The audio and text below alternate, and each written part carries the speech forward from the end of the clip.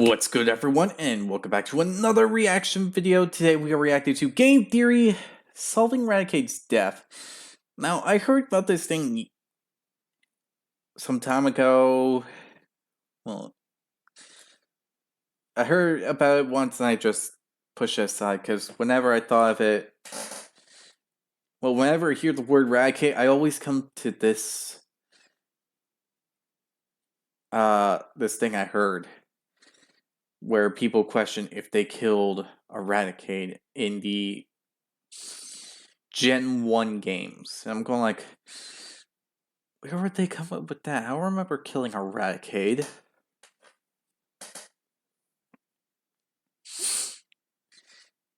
And then I played the game like years later, and I'm going like, oh, this is where it came from. Which is basically about against your rival. And they had Raticate at the time at the SS ship. At least I think that's what it's called.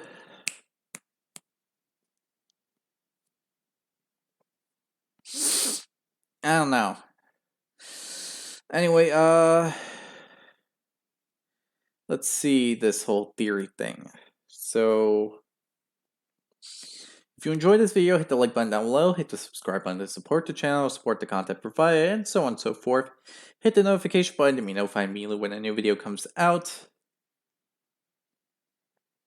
If you have any videos that you want to recommend, leave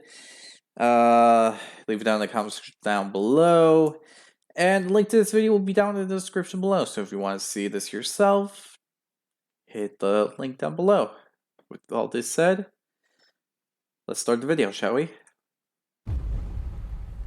Gary's Raticate died as he lived, as a creature enslaved to an obnoxious 10-year-old kid forced to battle against other enslaved creatures. Ash Ketchum to Ash Ketchum, Pokédust to Pokédust.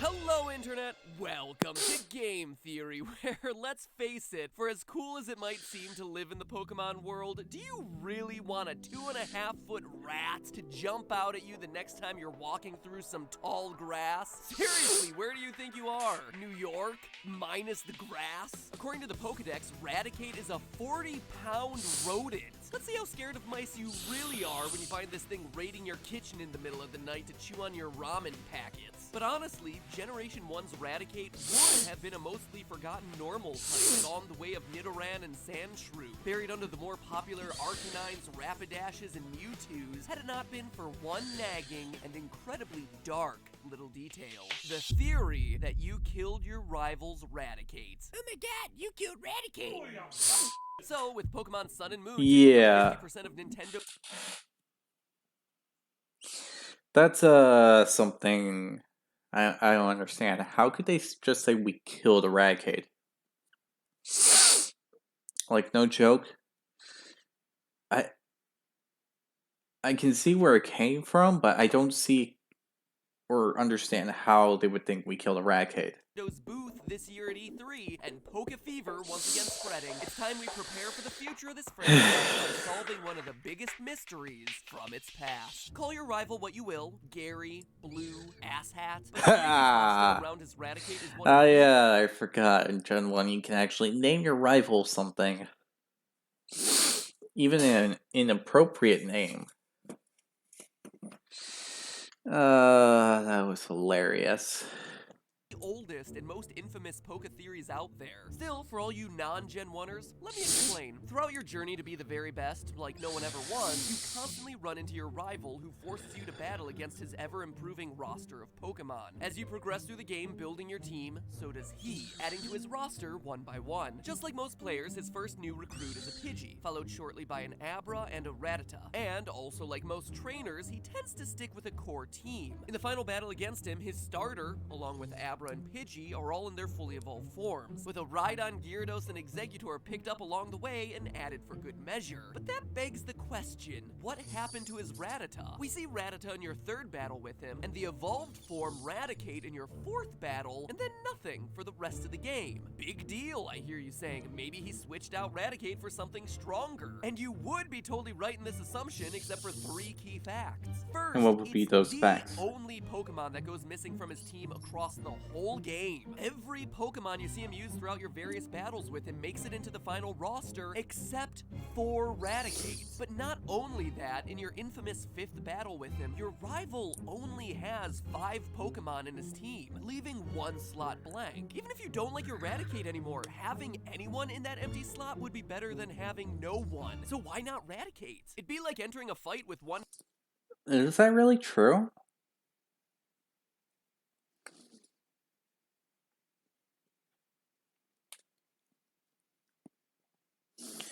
I don't remember the blink spot. Tied behind your back. You're practically handicapping yourself. But lastly, and most importantly, is the location of that 5th battle. Pokemon Tower, a 7-floor cemetery for dead Pokemon smack in the middle of Lavender Town. Okay, well, off in the northwest corner of the town, you get the point.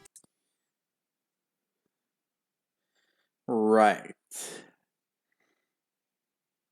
Might have forgotten that detail. It's a cemetery. Your rival's empty Pokemon slot and the disappearance of Raticate, when coupled with the battle in a Pokemon cemetery, all led the internet to the only logical conclusion: you killed it. Your rival was there to bury his dead Raticate, one that you, as the player, had a hand in killing during your previous battle aboard the SS Anne. So... Oh, SS Anne. Yeah.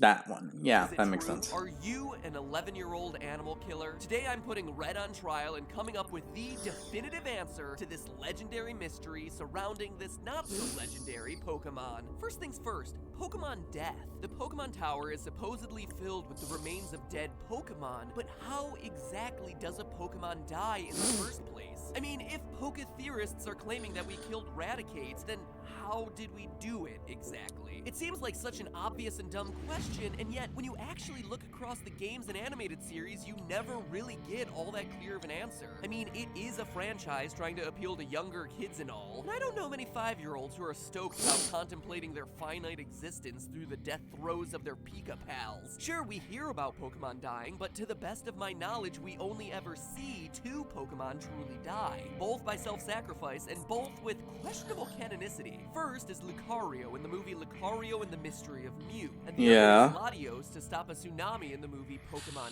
Heroes. That is also true. But if we count Alola, Pokemon can die, but that's mainly due to old age. But to have a Pokemon actually killed, that one never really happened, to be honest. That Latios scene, man. Oh, seems like someone is always cutting onions when that scene is on. So strange how that works. I don't even like onions. Must prove theory. In the games, we know that AZ's Floette died when called to battle during a great Pokemon war, but we don't get any more information than that. So for more clues, we turn to the Pokedex. It's there that we're able to, entry by entry, piece together more information about the subject of how Pokemon die. For instance, it's confirmed that Pokemon will eat each other. Wurmple's Generation 6 entry clearly states that it must defend itself against all the Swellow birds. Quote, Wurmple is targeted by Swellow as prey. Then there's Zorbus, whose Pokedex entry from Sapphire states that when it spots prey, it'll, quote, insert its thin mouth into the prey's body and drain the prey of its body fluids. Holy Sharpedo! That's dark!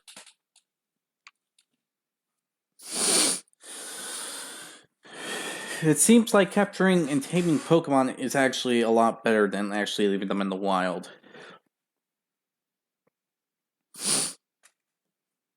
So thanks for proving that one.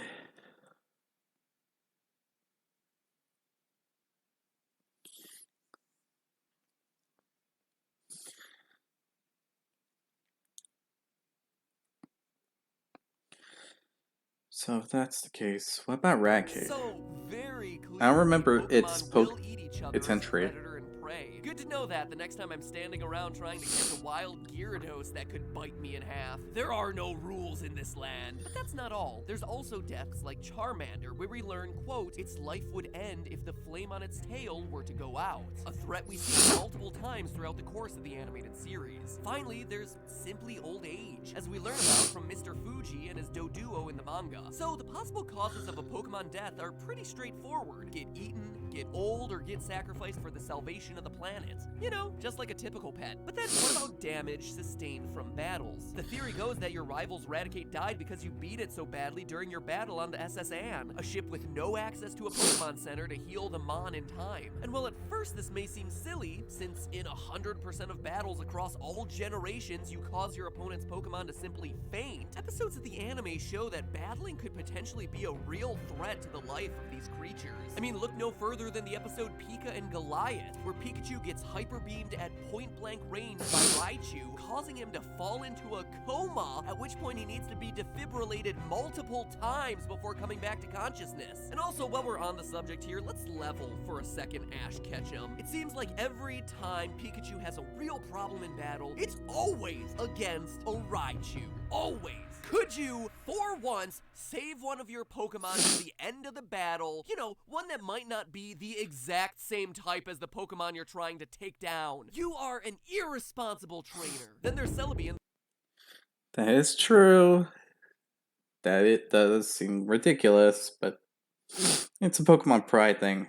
If Ash didn't pick Pikachu, Pikachu would probably just force its way into the battle. So, 50-50. in the fourth Pokemon movie, Pokemon Forever. I see what you guys did there. Oh, you. Where Celebi overexerts itself and literally dies before being revived by the spirits of the past and the future. Blah, blah, blah. Miracles happen. The day is saved. Team Rocket blasts off again. But the anime, of course, does that weird thing where Pokemon don't go back into Pokeballs, since how are you gonna sell cuddly stuffed animals of 700 plus characters if they spend all that time chilling in balls around your waist? Get out there and hug those trainers, damn it. We got merch to push. Maybe that affects things? Since in the games, Raticate and other fainted Pokemon always return to their balls. Will going directly back into their balls help improve their chances of survival? Well, it doesn't quite look like it. After years of debating what happens inside Pokeballs, it took Super Smash Bros. Melee and Brawl to set the record straight. According to their trophy information, Really?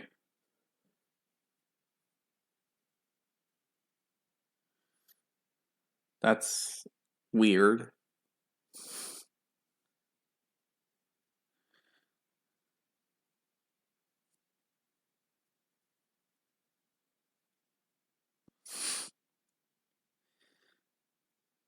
Why would those two games actually provide the information? So that's just weird. for the Pokeball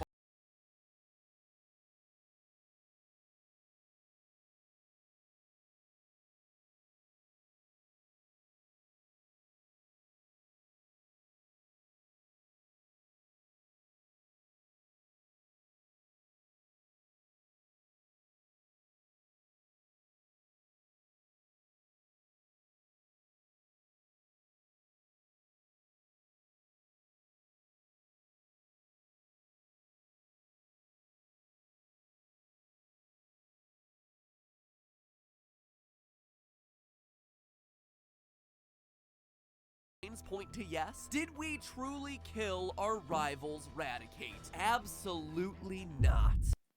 Oh, I was about to say, what the frick? So it would actually be our rivals' fault because they technically engaged us into a battle on the SS Anne. If I'm correct about this, then And while we yeah. could sit here analyzing Blue's dialogue in the tower and assessing that it doesn't match with the type of things a grieving Pokemon trainer who just buried a loyal team member would say, the answer is so much simpler and definitive than that. In fact, that critical piece of evidence, much like the grandfather clock from FNAF, has been staring us in the face. In this case, for years. The incontrovertible proof as to why Blue's Raticate is alive and well is his level. For literally a decade, this theory has hinged on the belief that your rival doesn't store Pokemon on his PC, that the only reason he would lose Raticate is through some tragic means like death. But look at how his Rattata's level changes across each battle. Fight 3 on Nugget Bridge is the first time we see Rattata, and it's at level 15. The next encounter on the SSN is when he challenges you with the quote-unquote soon-to-be deceased Raticate at level 16. And by the 5th battle, Raticate is no more, supposedly dead by our blood-stained 11-year-old hands, buried in the Pokemon Tower. But here's where we've been wrong the whole time. This Rattata is not the same as this Raticate. They're two entirely separate Pokemon. How do we know? What? Rattata doesn't evolve into Raticate until level 20. But the Raticate... Wait, really? Any appropriate level? Okay. C is a level 16, meaning that it has to be a different Pokemon he caught in the wild. And why is this important? Because it establishes that your rival does indeed have more Pokemon in his team that we don't see. That he either released Rattata and Raticate or stores them in his PC like any normal trainer. Well, either those options or the extreme conclusion we killed both Rattata and Raticate. In which case, wow, even creepier. Yeah, I'm gonna say it's the other thing. Because Gary in the anime actually caught a F ton of Pokemon. And if it's the same, and generally the two are the same, so if one caught like a ton of Pokemon, then the other one absolutely must have.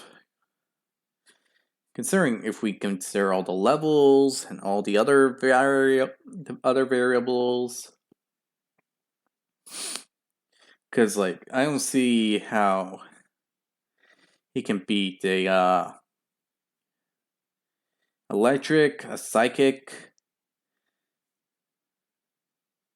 grass type gym, and all that with just his whole well, look at his roster for his team. It just doesn't make sense. So obviously something must have changed.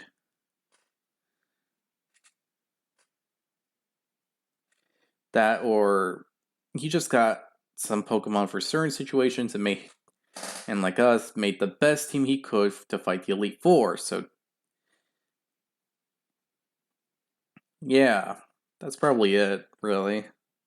Pasta. Here's the thing, if he only swaps out one Pokemon from his team for the whole game, yeah, that's pretty suspicious. It's an odd design choice. But if we know he also possessed a low-level Rattata that never appeared again, well, now his behavior is actually pretty normal. He just stores Pokemon he's not interested in training anymore. This leveling detail was actually brought to my attention by a former Poke theorist, Cool Goldfinch. So huge props to him for spotting this small and quite honestly game-changing fact. But in case you're still not convinced, guys, come on. To put one final nail in the coffin, simply analyze the Pokemon stats. Raticate gets swapped out in Blue's team by Execute, which evolves into Executor. Now, even if you don't know Pokemon strategy at all in advanced team builds or anything like that, one thing I'm sure you understand is that in RPGs, higher numbers tend to be better. Compare stats for Raticate to Executor. Just a superficial glance shows you that the weird palm tree is better in every category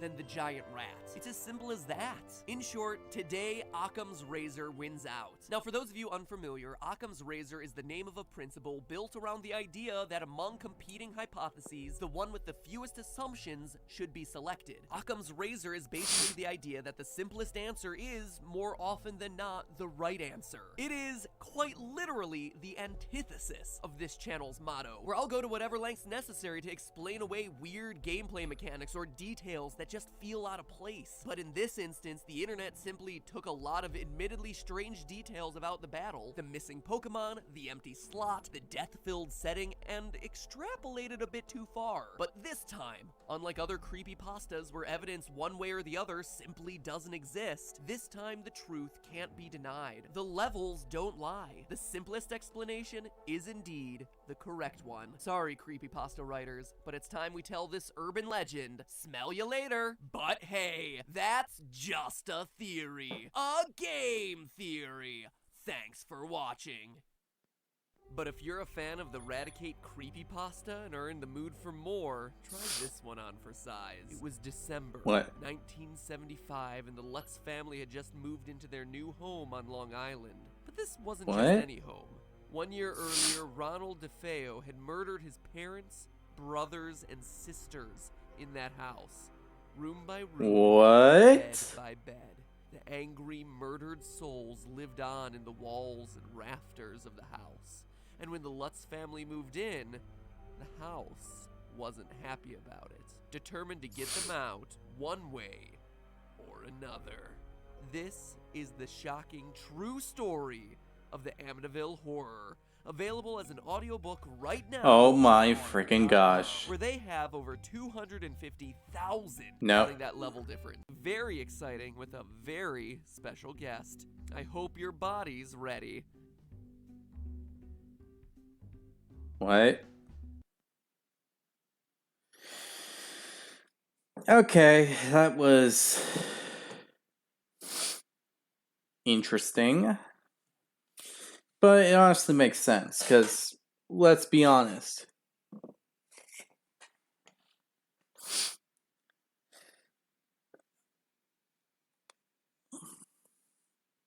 It's just a regular trainer thing to do. I mean, some people would like to have like this well-balanced team. Some would like just travel around and pick these Pokemon for a certain team that they know would do better. That's it. It's not weird. Everyone does it. Training out Pokemon that they feel would be better in this than others. So yeah, I got worried considering the fact that I did play Gen 1 game, the Gen 1 games, and I'm going like, did we actually kill this Pokemon? And it got me worried, but yeah. Worried for nothing. It just makes me feel better knowing that we didn't kill a Pokemon, because what the heck?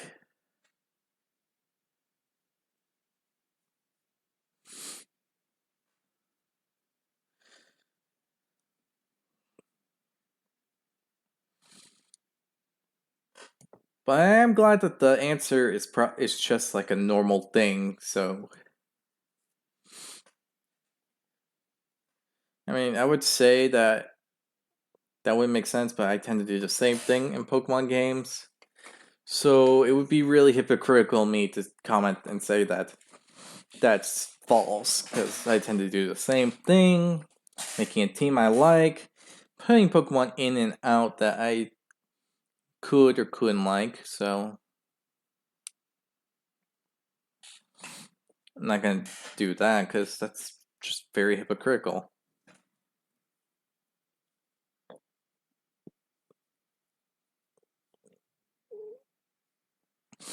Anyway, I hope you all enjoyed this game. I mean, won't enjoy this game theory, but yeah, I hope you all enjoyed this video. If you did, hit the like button down below, hit the subscribe button, hit the notification button, and leave a comment what you think about this. Say if you think this actually explains the subject or not to you, or if you're thinking something else, go ahead and do that in the comment section below.